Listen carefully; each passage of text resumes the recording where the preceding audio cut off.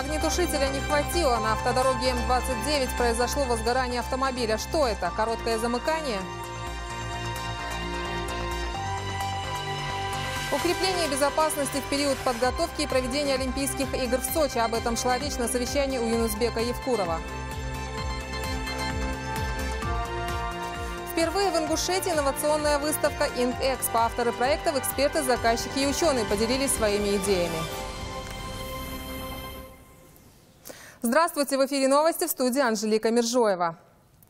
И в начале о происшествии, свидетелями которого стала наша съемочная группа. На федеральной трассе «Кавказ» в районе сельского поселения Яндари загорелся автомобиль. Водитель почувствовал едкий запах горящей проводки, остановился и поднял капот машины. Тогда языки пламени вырвались наружу. Водитель схватил огнетушитель, который находился в машине. Но запаса пены не хватило для того, чтобы потушить огонь. К нему на помощь подбежали очевидцы, которые помогли потушить возгорание. Моторный отсек машины полностью выгорел, но главное, газовый баллон, который находился в машине, не взорвался. Иначе последствия были бы гораздо печальнее.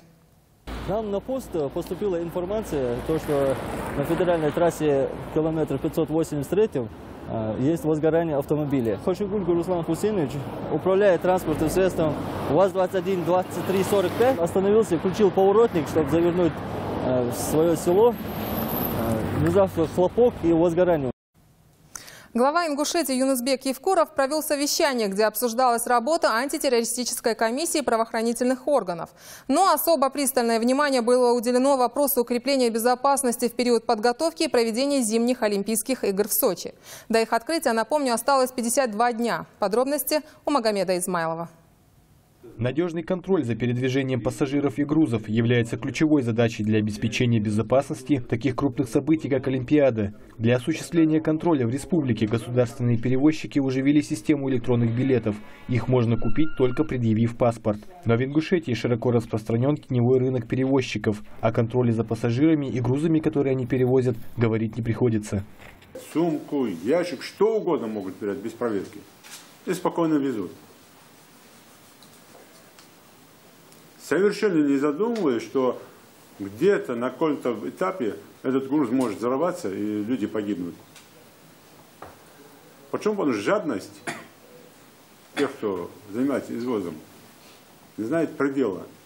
Юнусбек Евкуров дал указание в течение недели решить проблему незаконных междугородних перевозчиков, а тех, кто имеет лицензию, но недобросовестно выполняет взятые на себя обязанности, к примеру, не следит за техническим состоянием автобусов, лишить права перевозить пассажиров. Еще одна важная тема, затронутая на совещании, касалась борьбы с пособниками незаконных бандформирований, которые являются их тылом, позволяющим вести свою деятельность. Статья 208 Уголовного кодекса Российской Федерации, она является двойной превенции. То есть о чем говорит? Мы предупреждаем менее тяжкое преступление, выявляем его и предупреждаем тем самым совершение более тяжких преступлений. По словам Павла Белякова, за этот год в республике не зарегистрирован ни один случай террористического акта, но увеличилось количество возбужденных уголовных дел террористической направленности, что говорит о необходимости проведения дальнейшей работы по борьбе с терроризмом.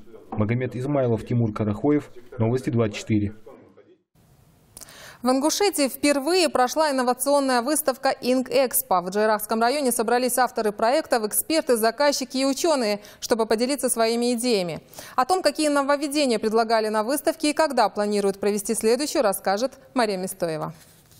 Развитие ядерных, космических и нанотехнологий, изобретение новых медицинских аппаратов и даже новые идеи в сфере сельского хозяйства – все это обсуждалось на инновационной выставке в лечебно-оздоровительном комплексе в Армхи. Главная цель – привлечь внимание молодежи к инновациям. У нас только несколько инновационных произведений, которые мы сегодня можем здесь показать. На следующей выставке будет намного больше таких показателей.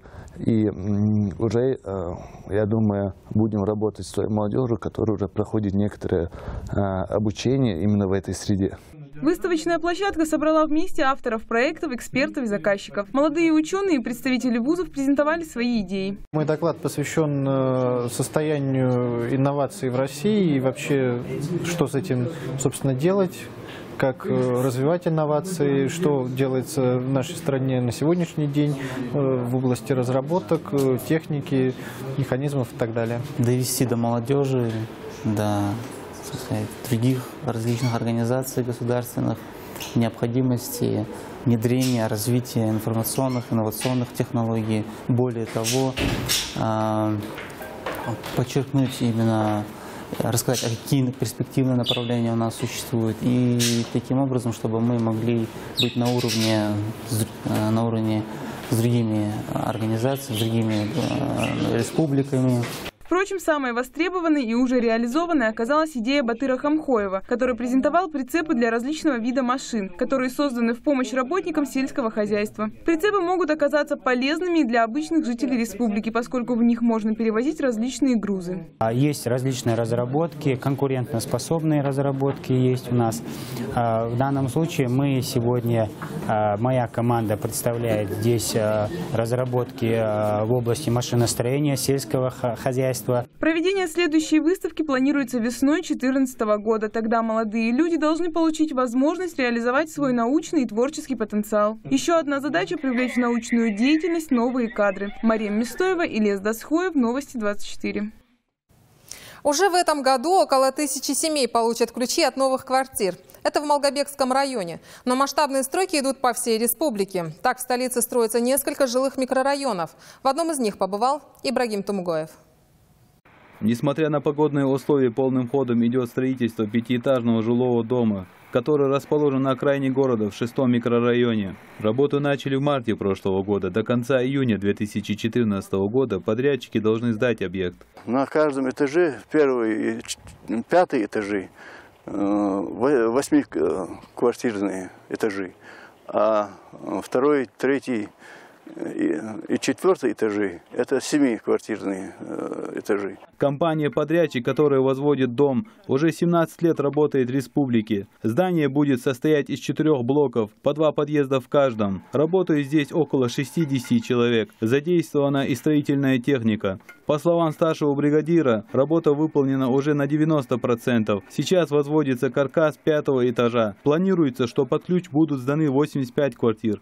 Вот эти 4 вот на нашем участке, я знаю точно, все они квартиры широкие, хорошие, только единственное, что лифтов нет, пятиэтажные, и пятиэтажек. А так они, квартиры хорошие, просторные. В проекте нового дома предусмотрено и строительство игровой площадки. Ибрагим Тумгоев, Ахмед Барчиев, Новости 24. Танец – часть культуры, которую надо знать, где демонстрировать. Этому учат в школе танца при государственном ансамбле «Ингушетия». Детей от 4 до 18 лет обучают профессиональные хореографы. Подробности у Адама Даурбекова.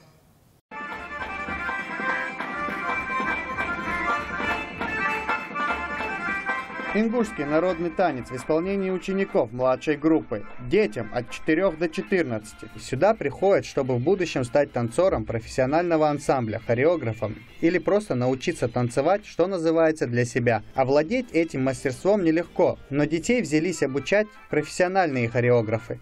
Я готовлю детей, младший состав, для того, чтобы они умели танцевать, и в дальнейшем, когда они вырастут, они будут профессиональными танцорами в госансамбле Ингушетии. Я хожу сюда уже около года и готовлюсь выступать в ансамбле Ингушетии. Тех, кто уже готов и профессионально, и морально, переводят в ансамбль народного танца Ингушетия. Кто себя видит в ансамбле Ингушетии, те переходят, если они, конечно, готовы перейти в ансамбль Ингушетии, мы их переводим. Естественно, мы им назначаем заработную плату, поначалу небольшую заработную плату. А те, кто себя в дальнейшем не видят хореографом, они могут спокойно выбрать себе другую профессию и уйти. Школа действует уже 3 года. По окончании выпускники получают аттестаты. С ними можно пойти в училище, связанное с хореографией. Обучение в студии происходит в течение 3 лет. По истечении 3 лет выпускникам выдается специально эти аттестации, где говорится, что они отучились в студии ансамбля Ингушетии и получили хореографические азы. При поступлении в высшее учебное заведение по линии культуры эти наши аттестаты, которые мы будем их выдавать, они им будут помогать. Но все же в основном родители приводят сюда детей, чтобы привить им понимание того, что танец – это часть культуры. Но надо знать, где и как его демонстрировать.